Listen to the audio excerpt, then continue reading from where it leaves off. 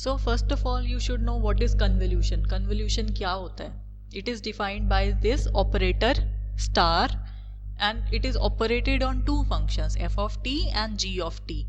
And the definition for this is when you are convolving two functions, one function is f, another function is g. So the definition for this is from integration from minus infinity to infinity, the function's value at the point tau, the another's function's value at the point t minus tau d tau.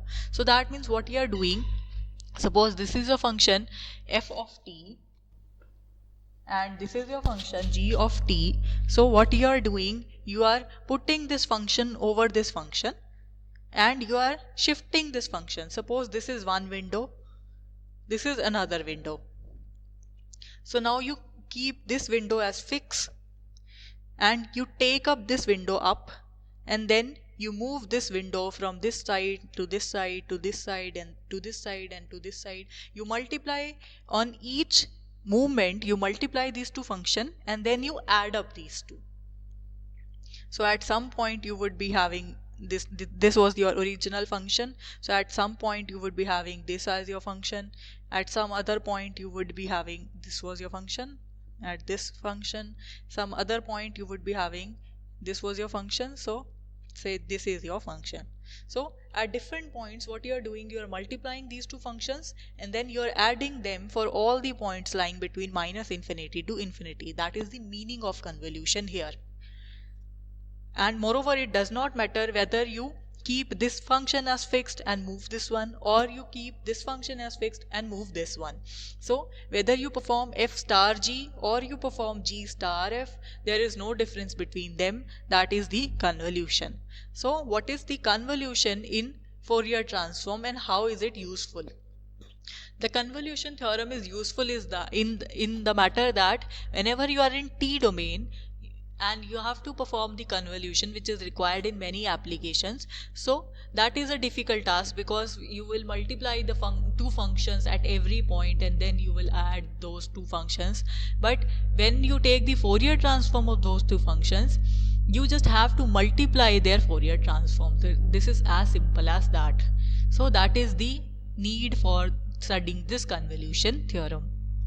So the theorem says if you have two functions, one is f of t, one is g of t, and both of them are piecewise continuous on the interval minus L to L, and then we also know that the intervals of this absolute value of f of t and g of t, both of them converges. That means they have some finite value.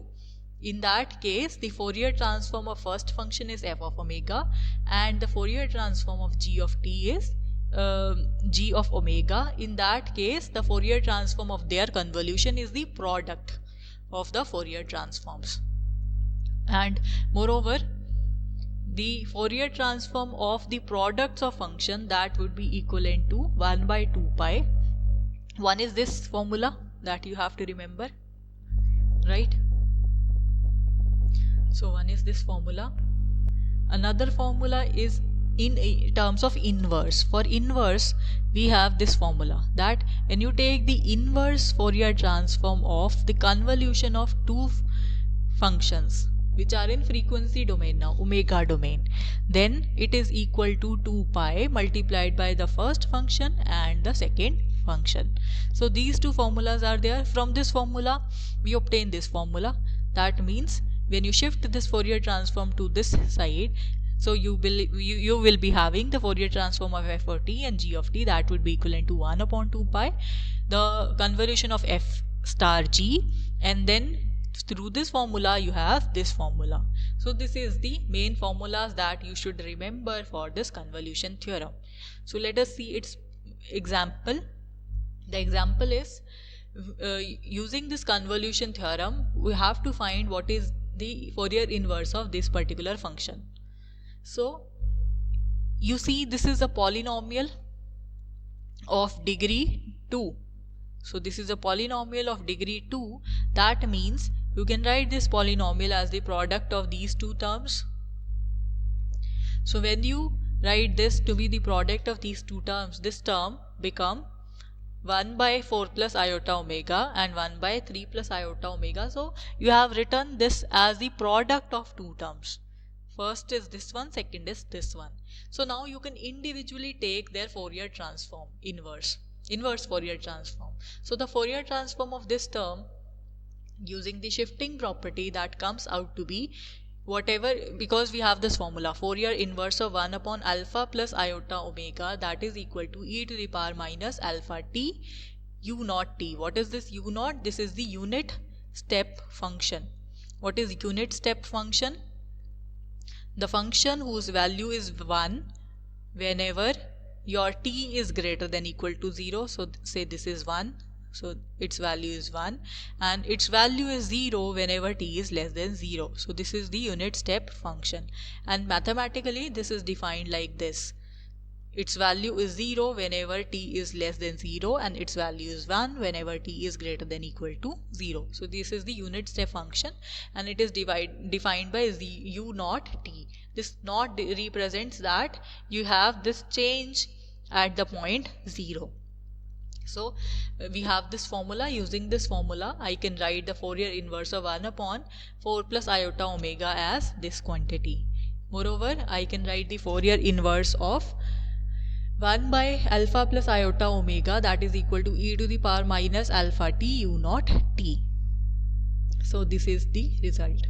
So this is the individual Fourier inverse for these two functions. Now we have to apply the convolution theorem for this particular function. So we'll apply the convolution theorem here.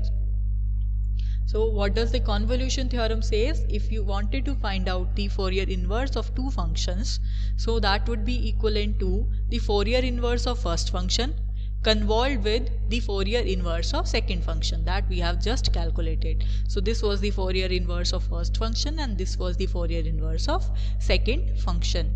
So here, what is the definition for convolution of two functions? The definition is this one. The definition says when you wanted to convolve two functions, in first function you will substitute tau, in second function you will substitute t minus tau, and then you perform the integration from minus infinity to infinity with respect to tau. So when you perform this integration, you would have this, in the first function you will substitute tau here. So we have e to the power minus 4 tau u naught tau, and in the second function in place of t we will substitute t minus tau. So this is the definition. So now we have to perform this integration. How can we perform this integration? See, the integration here is with respect to this tau. So if this is with respect to tau, so it would be this term e to the power minus 3t would be constant. So we can take this term out from this integral sign. So it is this. So we are left only with e to the power minus, here it is e to the power minus 4 tau, and here it is e to the power plus 3 tau. So when you multiply these two terms, the powers add up. So you will be left with e to the power minus tau, and this term as such, this term as such, d tau as such.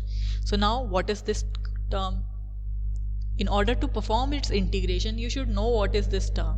So let us have a look what is this term. You know what is u naught of tau? U naught of tau, as we have just defined, is 1 whenever tau is greater than equal to 0, and it is 0 whenever tau is less than 0. So it looks something like this. So now what would be u naught of minus tau? U naught of minus tau would be the reversal of this function. That means we will take its reflection along this vertical axis. So it would be the flipping of this particular function. So it would be this one. So it would be 1 whenever tau is less than 0. See, we have inverted this function. So now what would be u naught of t minus tau? What would be this quantity? So for this quantity we would have to discuss two cases, because now we are drawing it for tau axis. Therefore for these two cases, whenever t is greater than 0 we have another case, whenever t is less than 0 we have other case. So whenever your t is greater than 0, it would be something like this. So we have a break point at t, because t here is greater than 0, right? So your tau here would be this quantity, and here whenever t is less than 0, so that means t minus tau would be something like this. This is the function. So in the question we were given what is the product of these two functions. This is one function and these are two another functions whenever we have different intervals for t. So in this case, what would be the result when you multiply this one and this one? The answer would be from minus infinity to 0, because this function is 0. So when you multiply 0 by anything else over here within this interval, so it would be 0. So it is 0 here. Next, at this interval from 0 to infinity, so it is again this function is 0. If this function is 0, then if you multiply 0 by anything else, that would be 0. So whenever t is greater than 0, in this case we have this case 0 here and 0 here. So for t greater than 0, we have this case 0 in this case. So whenever t is less than 0, for this case, what do we have? If you see, this is 0. From here to here the function's value is 1. And from here to here the function's value is 0. So that means when you multiply 0 by 1, it is 0. So the function here is 0. Next, we will see what is the value of function. Here, the value of function from 0 to infinity, it is 1. It is 1. So here the function's value is 1 in this interval from 0 to t, and from t to infinity it is 0. So that means in this interval it is 1 multiplied by 1. So we have 1 here. This number is t and this is 0. So we have 1 here, and when it is greater than t, we have 1 here and 0 here. So 1 multiplied by 0, that is equal to 0. So this is the result that we have. So u naught tau and u naught t minus tau, that is equivalent to this quantity. That means it is 1 whenever your tau lies between 0 and t, and 0 otherwise. So in this case, the Fourier transform would simply be this function multiplied by this thing, and it is 1 only in this interval. So that means we can write the limits from minus infinity to infinity as the limits from 0 to t. So the limits from 0 to t implies it is 1 in this interval. So 1 multiplied by e to the power minus tau, it becomes e to the power minus tau. So now we can perform its integration very easily. The integration of this is e to the power minus tau divided by minus 1. Taking the limits from 0 to t, we have the final result as this one.